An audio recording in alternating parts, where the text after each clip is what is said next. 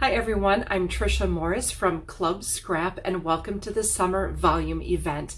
I'm so excited to share my You Hinge album with you. Now if you purchased the craft along kit ahead of time, I still encourage you to sit back, relax, and watch this project go down. I'm going to work relatively quickly within the time constraints that we have, and then later on when you have a little bit more time and really fully understand how the project comes together, work on creating your little album at your very own pace. If you got the craft along kit ahead of time, you'll have almost everything you need to create this project, including the bookbinding glue and a mini glue applicator, foam brush, an entire Club Scrap Peony page kit, a sheet of our sturdy 12x12 mat board, and you will also need a really good paper trimmer. I'm using this Fisker's Guillotine trimmer that we carry. I also have a pencil, some basic tools here, and scoring tool and a bone folder, as well as a grid ruler. And then if you also happen to have our accordion pocket file, I always use this to keep pieces organized while we trim things. If you don't have this, have a pile labeled A, B, C, and D, and that will help you stay organized with our project. The first thing I'll have you do is remove all of the paper from the package, and let's put the paper in the order in which we will be trimming it. Now, if you're using a different Club Scrap page kit to assemble this project, that's totally okay. You'll just need to make your paper substitutions. We'll begin with the beautiful all over peony print, followed by the other peony print that has all the stripes on it. And I'll just place these face down on my work surface. Next, find one green, then one dark pink, two light pink, two of this gorgeous coverweight metallic pink, then another all over peony print, followed by the remaining striped print. Again, I'm putting those face down on my trimmer. Dark pink, and then this heavyweight mat board that's included in the craft along kit. And then you're going to be left with 2 sheets of printed cut-aparts that you can use to decorate your book, as well as a spare sheet of green plain. You can just set those aside for now. Take the entire stack of organized items and flip back over to the top of the pile, which brings us to this beautiful all-over print. And then I'm looking at the first step of the trimming instructions, which tells us to put the paper into the trimmer with the grain dipping easily left to right. So to determine the grain, hold the paper by a long edge, rotate, and then study the behavior of the paper. Here, do you see how it dips very, very easily? It's very flexible. Here, it's very stiff. So the grain should dip left to right, and our first cut will be at 7 1/4. Stabilize every time you trim and make sure your paper is level at the top. Then rotate this paper and trim it in half at 6 inches. These are actually going to be the front outside cover papers, and I'm going to put them in pocket A. Then take the remaining piece of paper at 4 3/4 by 12. We'll just trim horizontally at 6 1/4. Now the 6 1/4 piece goes in pocket C to be the back of one of the page panels, and then pocket D, we're going to put all the rest of the pieces that you can use at your discretion. Next, I'll take this gorgeous striped print and place it in the trimmer so it's right side up. The grain direction does not matter when you're trimming this particular piece. Our first cut will be at 11 3/4, and then 7. Then rotate. I'm going to give you directions a little bit different than the prescribed because I want to try to preserve this side of the print. So if you're using this collection, trim with me at 7 and 5. So what that will give you is 2 pieces the same size. These are 5 by 7, and put them in pocket A. And then this narrow strip goes in D. The remaining wider strip will trim horizontally at 6 1/4. Place this in pocket C, and the remaining smaller piece in D. And then, of course, you have this long, skinny scrap. Moving on to the green plain, we'll check for grain direction. We want it running top to bottom, so the paper should be very flexible from top to bottom before you place it in the trimmer, and cut at 5 inches. Rotate and trim at 9 1/2, 8 1/4, 7, and 5 3/4. This is going to become the spine of our book.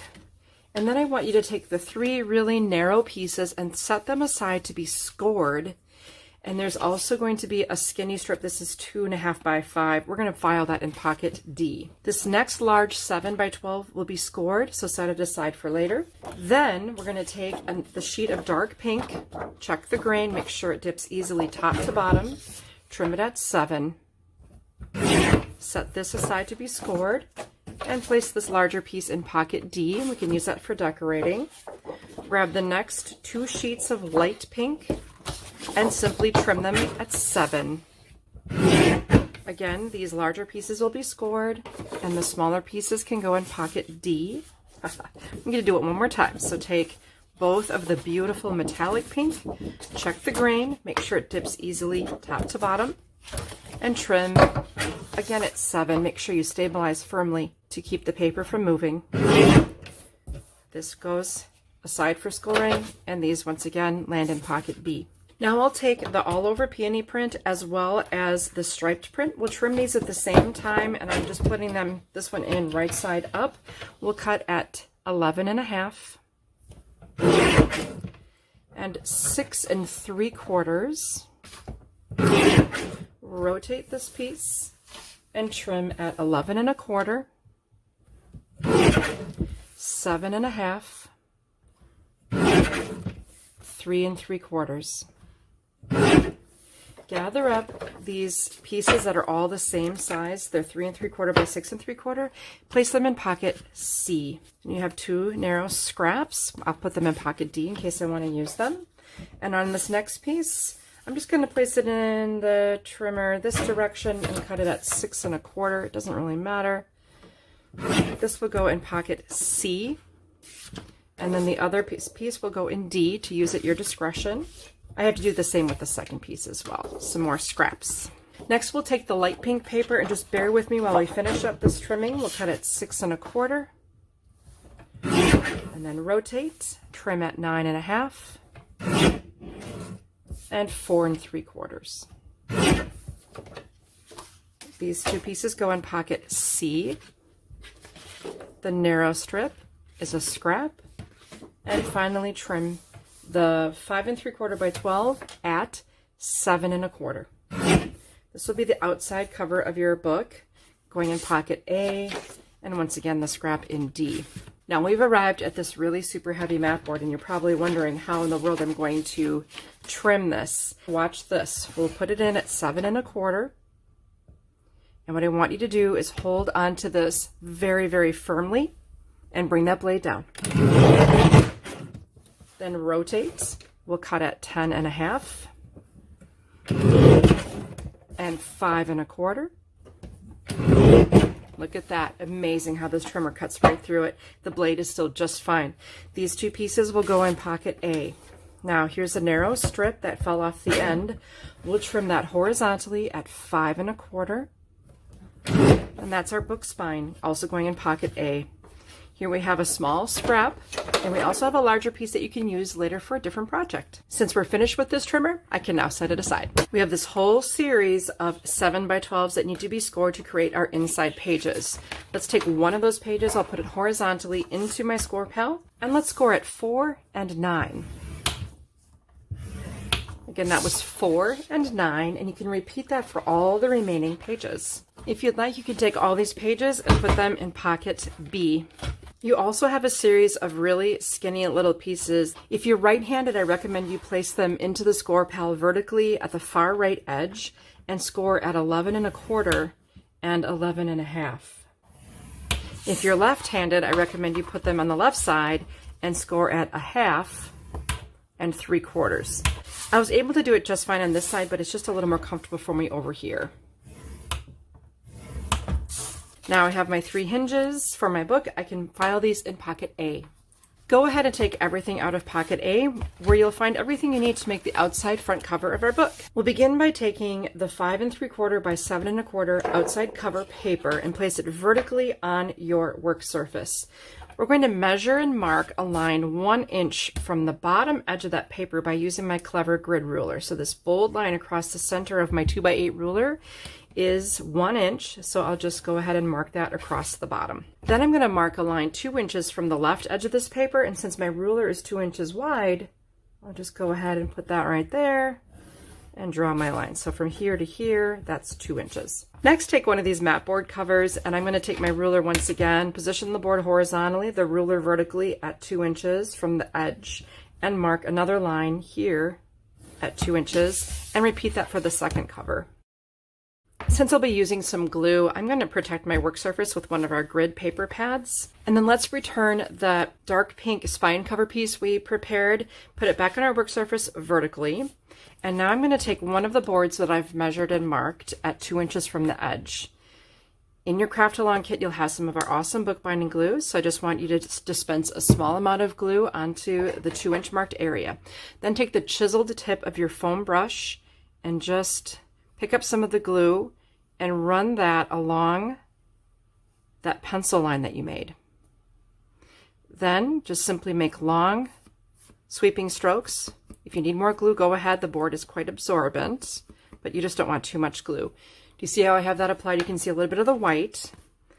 And I held this off of my work surface the whole time, and I tried to do that as a habit. Now all I have to do is try to aim the lower right corner of this glued surface into the intersecting pencil lines I've already made on my spine piece. You're going to love how this turns out. Press down a little bit and just flip the whole works over, and you can see how this is lined up perfectly with our glued area. Isn't that awesome how that worked? Next, I'll take my grid ruler and place it along the bottom edge of my project, just to make sure the next piece, when it's attached, will be level with the previous piece.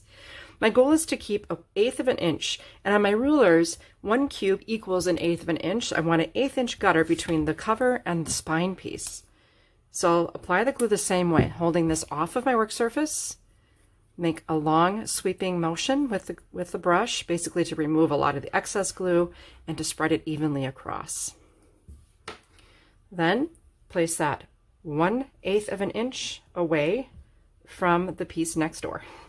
You can apply glue to the marked area on the remaining mat board cover that we've prepared. Use the same technique of running the chisel tip along that pencil line. And then smoothly brush out the glue across the rest of the area. Turn it over, and now place this 1/8 of an inch away from the previous piece, the spine, and it should be relatively close to the marked pencil line that we've just made. So I'm just going to press this down a little bit and then almost right away flip it, and you can see there's just a small extra bit of glue there. That's totally fine. And now I've attached the spine to my mat boards. You can burnish that with a bone folder very gently. Next, you can take more bookbinding glue and dispense it along the exposed area of the board. This time use the chiseled tip to run right along the edge of the paper you've added for the spine, and then make long sweeping strokes across the rest of the area. And you'll notice again that the board is being held off of my work surface.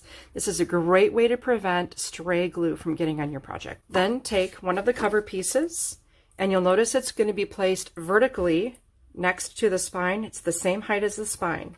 I'll rest the piece on the spine paper and drag and drop it into place on the cover so that this is directly next to the spine paper. Creates a beautiful seam. And burnish. Pick up your project and repeat the process to add the remaining outside cover.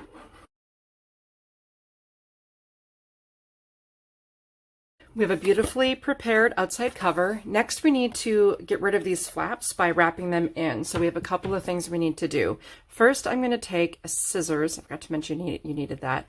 And I'm going to trim away some of the paper from the corner, call it mitering, leaving at least, I don't know, close to 1/8 of an inch. Maybe I'm going to have a little too much there, but you don't want to cut directly to the mat board cover. That's what causes an exposed area to occur. So just make sure that you leave a little shy of 1/8 of an inch at the tip of the cover. I'm making sort of like a wide V shape, and it doesn't have to be perfect. Better to have too much paper in that corner than not enough. So just make sure you don't cut right to the board. That's a common mistake that beginner bookmakers make. Next, I'm going to take my bone folder and run along these paper flaps, touching the tip of the folder along the edge of the spine piece to cause the paper to turn up at a 90-degree angle. Then I'll use the side of my bone folder to make the paper take that second turn So it's wrapping itself around the edge of the boards beautifully.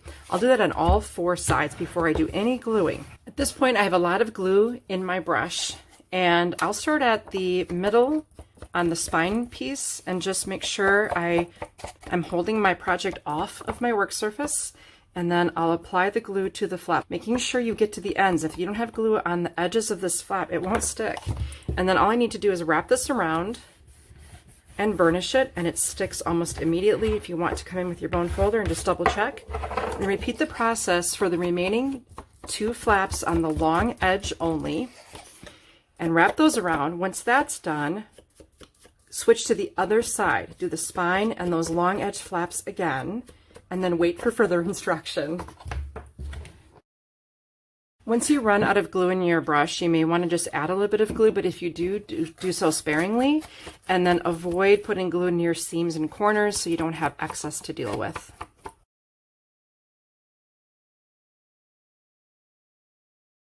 Now here comes the fun part of making a beautiful, professionally looking wrapped book cover. You do have excess paper here at the tips on the corners. Remember, we left that there on purpose. And what I want you to do now is just simply tuck in that excess as if you were tucking in the sides of the tiniest gift you've ever wrapped. You know how you do. You wrap around the gift first, and then you tuck in the sides. Same action here, just tucking those in. Let's do a test drive. When we close this, look at what a gorgeous corner that makes. And I know that this is where a lot of things go wrong when you're trying to make a book cover. This will allow anyone who sees your book to think you're an absolute professional. Apply the glue to the flap. Again, notice I'm holding it off of my work surface. And once I put that flap in place, I've got a gorgeous, gorgeous corner. Repeat for the other side. That completes the wrapping of the outside cover, and isn't it absolutely looking beautiful? Our next step is to attach the inner spine cover, and you'll notice that if it's placed the wrong direction, it will go past the edges, and if we place it horizontally, it pretty much matches the same width of the existing spine. To apply glue to this, I will hold it in the palm of my hand and sort of cup it a little bit like a U shape. And then I'm going to fan the glue I've applied out to one edge. Again, it's off of my work surface. That way I don't have all that potential for stray glue. I even put my brush down in the same spot every time I'm done using it. Look at that nice thorough coat. And I'll put this back, centering from top to bottom. Begin to burnish. And then I want you to take the pad of your finger and start working that paper in to the hinge on each side of the spine. After giving this just a second to start to cure, I'm going to go ahead and bend on the hinge and look for any spots that might pop up. Everything's adhered very, very well. So now I have a nice looking spine of my cover. Next, I have my inner covers left, so I can decide what I want where. I think I'll put this one on the left side and this one on the right with the word Peony and this particular print. And you'll notice that if I keep this level with the spine piece, and then I have equal margin left, or bottom, left, and right here on the covers, these are going to be well placed. So the same rule applies. I'll cup the piece I'm applying adhesive to, and if you're unable to do that, grab a piece of scrap paper and place the paper down and hold it flat. But this is just a great way to quickly and easily apply glue. Once burnished, go ahead and repeat for the other cover.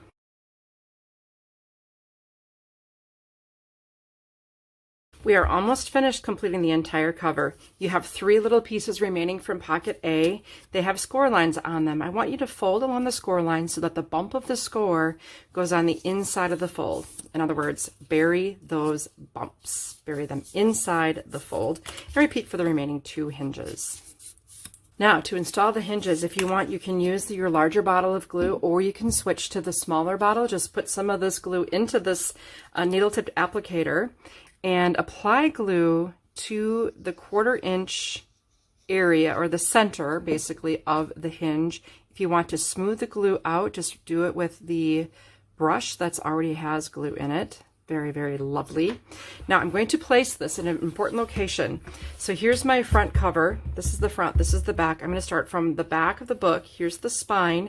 There's the hinge between the spine and the cover, this little gutter right here. I'm going to place this hinge aligned top to bottom and right next to that gutter. So very, very close.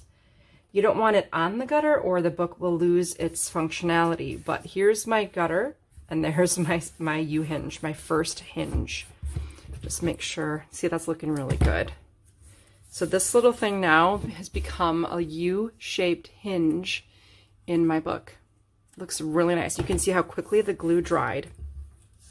I'm going to use a scoring tool. You can use a bone folder as well, but I'm going to take my grid ruler and place it so that I'm 2 cubes away from the edge of my first hinge. And just run that scoring tool along the ruler's edge. And what that's doing is giving me a very subtle guideline. I'm not even sure if you can see it. A 1/4 inch away from the first hinge. This is the place where I want to install my second hinge. So go ahead and apply the glue to the middle of the hinge. Spread it out nicely.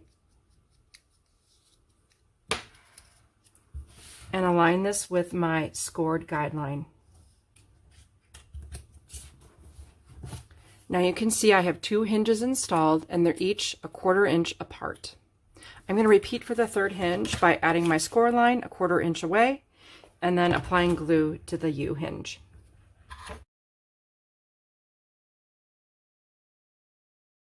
After only a few seconds of installing the third hinge, I have something that looks really nice and very, very functional. And this is what's going to allow a lot of space between my pages, which then allows me to attach a lot of embellishments. Speaking of pages, let's get those installed.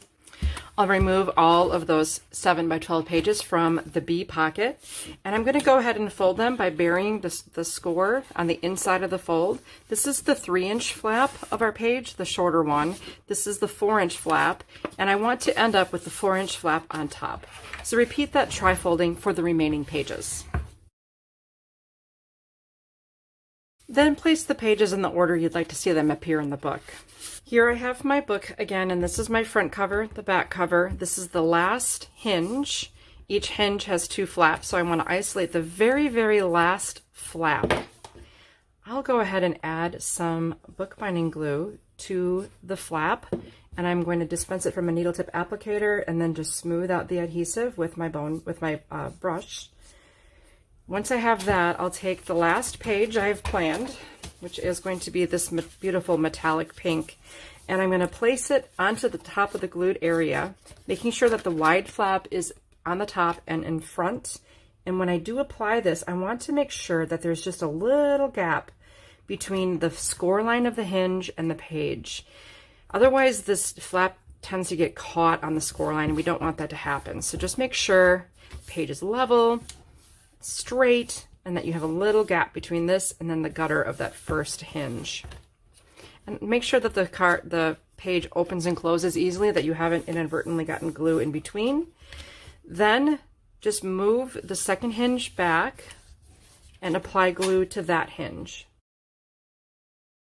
Take the next page and install in the same way, making sure there's just a small amount of space.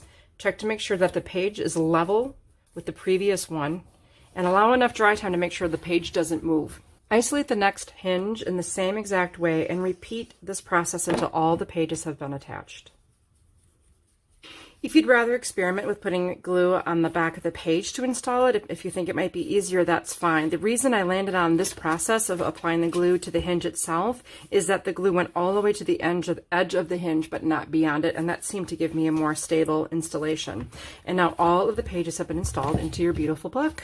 Next, let's empty everything from pocket C, and you'll notice pieces that have 2 different sizes, more of a boxy shape and a more skinny shape. So the skinny shapes have been pre-trimmed to help you decorate the outside flap of every single page. And you can decide what artwork you want on those flaps, which way the artwork will be positioned. Maybe you want to go every other because you have the large floral print and then the striped design. Whatever you want to use is totally fine. And once you have them all allocated, then I would go back and just one at a time, you can either use your favorite adhesive or you can use the bookbinding glue from the needle tip applicator to attach the decor to each outside flap.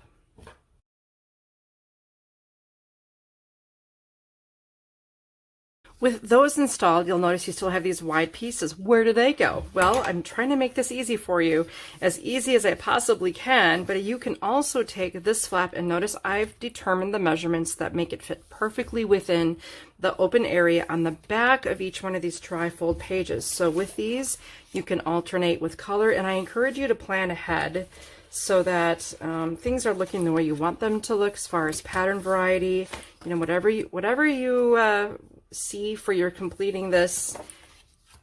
It's really going to help to plan ahead. So maybe I don't want that there since it's different from the cover. So I'm going to swap this here, put that there, and add this here. Designer's choice, go ahead and use your favorite adhesive to nest each one of these pieces on the back of the installed pages. Now, with all of my pages decorated already, it's just amazing how this album came together with such few supplies and such a small amount of time. Now, if this is your first handmade book and it doesn't turn out exactly like mine, please be patient with yourself. These are skills I have acquired over working with handmade books for many, many years. But if you follow this project step by step and get a little practice, I guarantee you'll be successful. Now, in Pocket D, that's all your decorative items, and you have all kinds of fun things in here that you can use to decorate not only the outside of your book, but also the inside of every trifold page. There is no page that needs to be unadorned here. Plus, in your kit, you have all kinds of other things that you can use to decorate the book. For example, we've included a stencil. You probably won't even need to use this. We've got 12 4¼ by 6¼ inch photo mats. So what you can do is open each page and select a color of a mat to go inside each one. And then when the page is partially closed, you can attach a second contrasting mat, if you'd like, to that page and then close it so that it peeks out like this, and you can add photos directly to those pages. And this book is wonderful for all those 4 by 6 horizontal photos we happen to have a lot of. You'll also find tons of ribbon. We have some neat die cuts and little pre-made flowers, as well as these glitter buttons. All of these things can be used to embellish your entire book. Now, this is my original prototype of the book, and you can see that I've got some decorative elements on the cover. Those come from the cut-aparts we've included with this kit. So for these, just trim the perimeter of the cut-apart using the guide marks to tell you where to trim, and then trim these pieces into individual bits, and then retrofit them to fit beautifully onto the book. When you open it, you can see here on my original sample how everything's been decorated with the scraps and other materials that came. Here's the button. And I just have all kinds of fun things going on with these pages.